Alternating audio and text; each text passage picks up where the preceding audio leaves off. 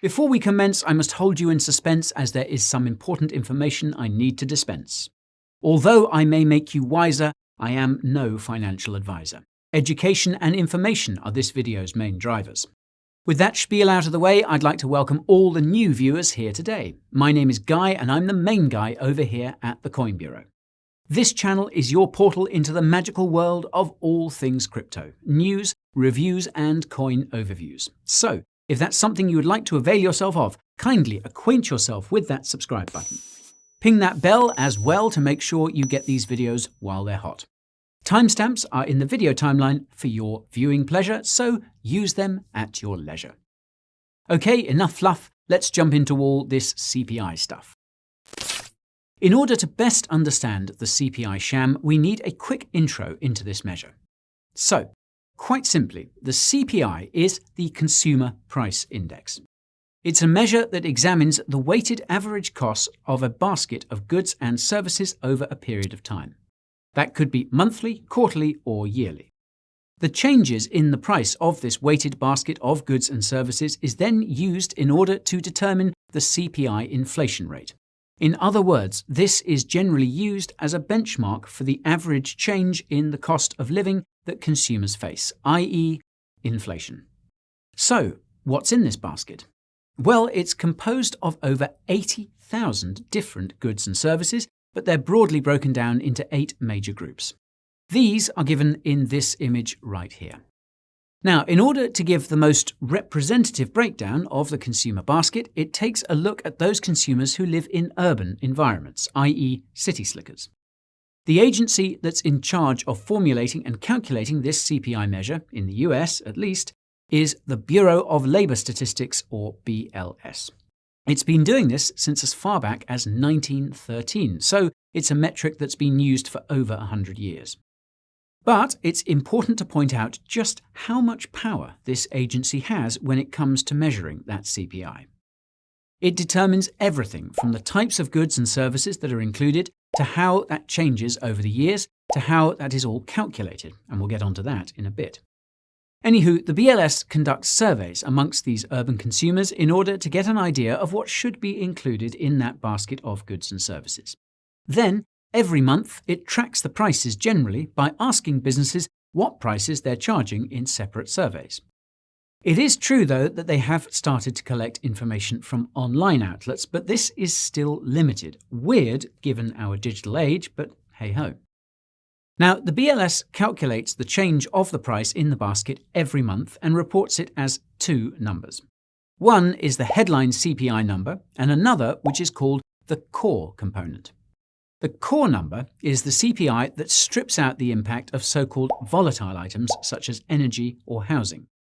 The rationale here is that these numbers are easily impacted by exogenous factors and should not be focused on as a metric for policymaking. I mean, that sounds pretty dubious to me, but we'll get to that. Now, to say that the CPI measure is important is an understatement. In fact, irrespective of actual inflation, this single published number has a sizable impact, not just on the economy, but your personal circumstances too. Allow me to explain. Perhaps the first and most important impact that the CPI print has on your daily life is what it means for your paycheck. In most conventional jobs, your employer will determine the yearly increase in your salary based on a number of factors. Of course, you have a salary increase based on promotions or performance, etc. But the company-wide pay increase for all employees is generally determined based on the general increase in cost of living, i.e. inflation. Hence, they place a lot of emphasis on what the CPI inflation rate is. There are also numerous financial products that are issued by mutual funds, banks, and other financial services companies which are tied to inflation. Payments are determined based on the official inflation numbers. Then, of course, it goes without saying that the government itself places a lot of emphasis on these official inflation numbers. For example, they're used to determine exactly how much Social Security or other government support programs pay out. The more the cost of living, the higher these payouts have to go. There are hundreds of social programs like this. Moving on, you have tax brackets. The IRS uses the CPI measure to determine where the tax brackets should go. If people are earning more because of the increase in cost of living, then the tax brackets should be moved up to reflect this as well. Then, of course, you have numerous financial instruments that are tied to the CPI inflation print. For example, the government issues what are called TIPS, or Treasury Inflation Protected Securities. They pay investors out a real yield that takes account of the inflation in the country. There are also other very important government statistics that rely on these measures. For example, the Bureau of Economic Analysis, or BEA, produces real GDP growth figures. Obviously, to get the best measure of real GDP growth, it needs to strip out inflation. The lower the inflation, the greater the GDP growth. Moving beyond government statistics and services, we also have to think about moves by central banks. They track these inflation stats closely because they impact on their monetary policies. It helps them determine whether they should increase or decrease the speed of their money printing machines. Now, of course, what Jay Powell and his buddies at the Fed decide to do with their money printing machine has severe implications for everything in the economy, including, wait for it, inflation. Yep, the Fed uses the CPI to determine how much of an impact its own policies are having on inflation. So if it's a bad reading, it could be a worse response.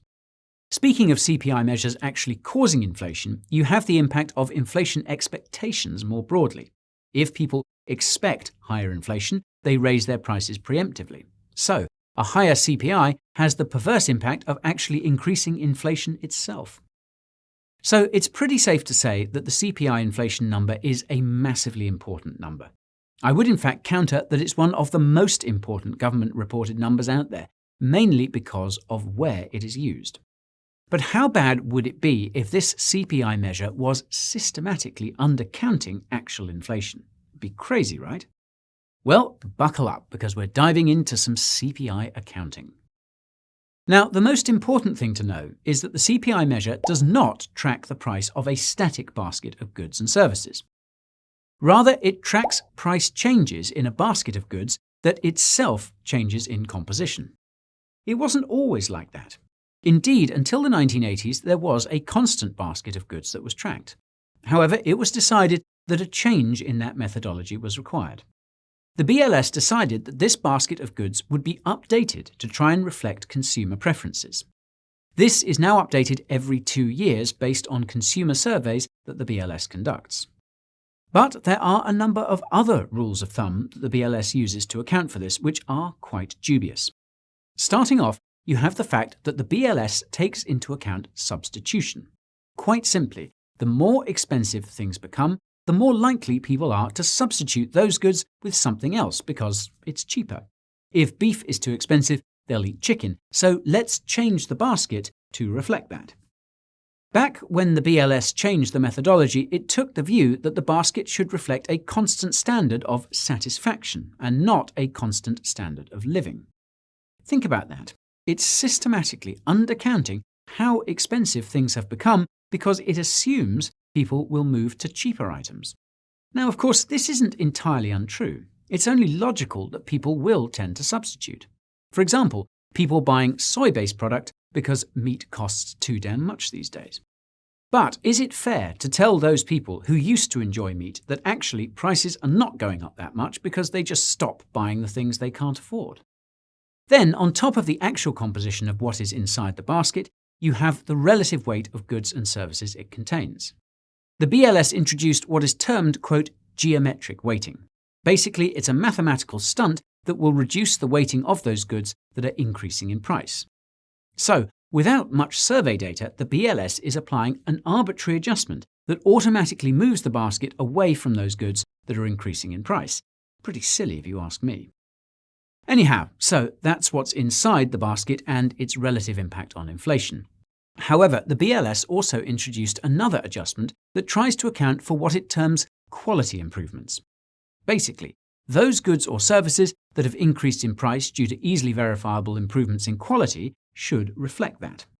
As a base argument, this should make sense. For example, if a food item that used to weigh a certain amount increases in terms of quantity, then it makes sense to isolate the price increase as related to the quality of the item. The only problem is that the BLS expanded this definition to include what are termed hedonic charges. Essentially, They would alter the price of the goods and services based on certain arbitrary quality changes that were not noticeable nor relevant to the consumer. These are actually done with computer modeling and, as such, can be prone to error. A simple example here could be electronics.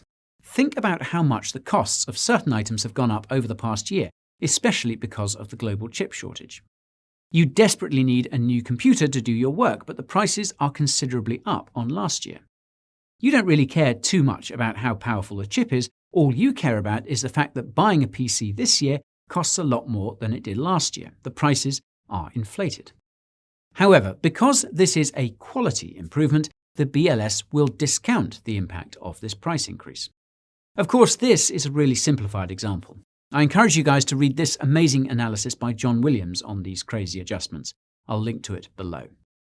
Moving on though, there are a number of other factors in the CPI calculation that also make it questionable. One of the more controversial approaches to the CPI calculation is how it measures the cost of housing. More specifically, it doesn't directly measure the price of property, but more the cost of rentals. In cases where the people own the house where they live, it tries to account for this rent through something called, quote, owner equivalent rent. Essentially, it's an estimate of how much the owners would have to pay were they renting their house. Now, that's interesting. Okay, so how do they calculate this rent measure? Well, they look at how much it would cost to rent a house of a similar size, location, and quality. Now, let's put aside the fact that there could be some massive discrepancy here. You should also note that rental rates don't react immediately. There's usually a lagging indicator.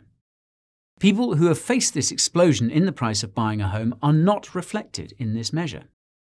All those skyrocketing lumber costs that caused the massive increase in home prices are not being directly counted in the CPI measure. That is pretty damn crazy.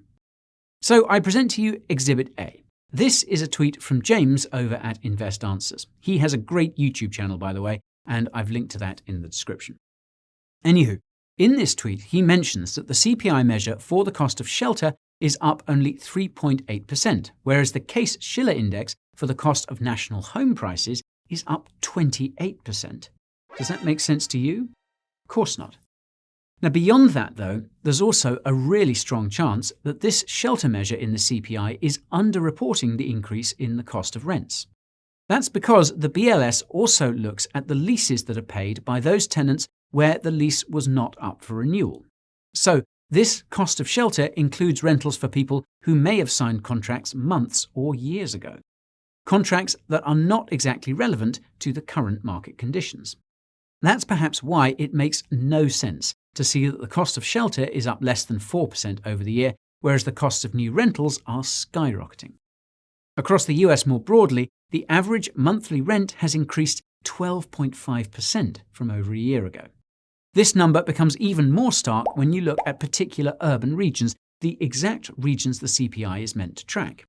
In South Florida, they're up 35%. In Seattle, they're up 32%. In New York, they're up 30%. These numbers just don't square up with the stats published by the BLS. Now, this methodology of calculating the cost of shelter has been under scrutiny for some time, and there are a number of economists who have tried to come up with some sort of an alternative measure for this. I've linked to this paper in the description that tries to adjust for this bias. Feel free to give it a gander when you fancy. Okay, so that's the shelter measure in the CPI, clearly significantly underestimating the real cost that people are paying for housing. Moving on from this, though, there are other calculation methodologies that I find to be pretty questionable. For example, there is the actual method in which these prices are gathered. As you'll recall, I mentioned that the BLS runs surveys at retail outlets to ask them about the prices they're charging for certain goods and services. There's only one problem with that, and that is that consumers have significantly shifted to shopping online, especially over the last year with the pandemic. According to the BLS's own website, only about 8% of quotes came from online outlets in 2017. I can't locate the stats for the most recent period, but I can only assume that they still make up a small percentage of the price calculations. This shift to online buying is actually something that was noted by the IMF of all organizations. The IMF working paper by Marshall Reinsdorf analyzed whether the impact of the COVID pandemic was underestimating inflation. Spoiler alert, it was. Anyhow, there's something else that I find quite disturbing about the BLS's methodology for the CPI, and that's the type of people the measure is trying to track. It's based on people who live in urban areas and who have a median income. Now, the only problem here is that it does not reflect the reality of those who are much poorer or who don't live in urban environments. Now, of course, this is just a fact of statistical averages. It's not that the BLS is deliberately being biased against those who do not fall into these categories. It's just that the consumer basket of those who are likely to be severely impacted by inflation is not reflected in the average. For example, poor people will be spending a larger proportion of their basket on food than your average income citizen. Those living in rural areas are likely to use cars and hence fuel more than those who live in the city. All of these items are ones which have accelerated at the fastest pace over the last year. So it's important to appreciate that. Now, I don't want to make this a BLS bashing exercise when it may indeed be trying its best to reflect the actual cost of living. But then again, it's hard to claim that the agency cannot be swayed by political forces coming from Capitol Hill and beyond. For example, the whole reason that we have a core inflation rate separated from the headline number is because of the Fed. During the inflation of the 1970s, then Fed chair, a chap called Arthur Burns, thought that energy and food prices are driven by outside factors. Therefore, these should not be used in order to determine Fed policy. So, the core CPI number was a watered-down estimate of inflation that the Fed used to inform decisions right up until 2012. Now, believe it or not, this wasn't the only time that the Fed had a hand in policy as relates to the CPI. Back in the 1990s, Fed Chair Alan Greenspan may also have influenced politicians' thinking. During testimony that he gave to Congress in 1995, he stated that the way that inflation was measured was overstating the true cost of living by 0.5% to 1.5%. This was a concern for Greenspan and Congress more broadly, as it could have stifled efforts to balance the budget. More specifically, because federal payments were linked to inflation, the higher the inflation, the more money paid. This testimony by Greenspan led to the establishment of a commission which was headed by an economist called Michael Boskin. In his report, he also concluded that the inflation rate was being overstated by about 1%. In the end, those in Congress seized upon this report and Greenspan's testimony as a way to claim CPI was overstated. Of course, the political pressure to balance the budget had no impact on their thinking, right? Anywho, this saw a number of changes which I shan't detail here. Changes that, according to this 1999 presidential economic report, brought the official inflation rate down by about 0.98%, almost exactly how much they thought it was being overstated by. Funny that. I'll leave a link to this Washington Post story below, which goes into it in a lot more detail than I have time for here. It makes for interesting reading. So, you have a good idea of how CPI inflation is being systematically undercounted. But why is it so important right now? Well, in case you've been living under a rock recently, inflation has been surging. Even if you had no idea what the CPI inflation rate was, you would have known that prices were increasing all around you. It's something you can feel on a personal level. Of course, despite how skewed the CPI measure can be, it still cannot hide the fact that prices have increased rapidly. Recently, we broke through 6.8% in the US with November CPI numbers, the highest in almost 40 years. What I found most frustrating about this is the fact that policymakers and central bankers have been trying to downplay the risk of inflation for months. The word transitory comes to mind. It was everyone's favourite phrase. Don't worry about these immediately observable price increases you're seeing, they said. They're only temporary. I remember so many of these articles coming out and trying to downplay the risk of inflation, to gaslight people into thinking that what they were seeing was not true. But as Abraham Lincoln once said, you can fool some of the people all of the time and all of the people some of the time, but you can't fool all the people all the time. The policymakers and policy wonks have decided to officially retire transitory and have now finally admitted that inflation is a real problem. And while there have indeed been cost pressures beyond the control of people in power, the money printing that the Fed has embarked upon has also been a massive factor. This is the reason that the Fed has reversed its stance on the bond buying program and is tapering those purchases. But the cat is out of the bag. The horse has bolted, the ship has sailed. Choose your metaphor. it will be hard to get that inflation under control. This is especially the case when those inflation expectations and secondary inflation effects start to work their way through the economy. In all likelihood, the December inflation numbers are going to be similarly high. But it's what happens post-January next year that will be most interesting. That's when the BLS will readjust its arbitrary basket of goods. It'll be interesting to see what impact this will have on the official inflation rate.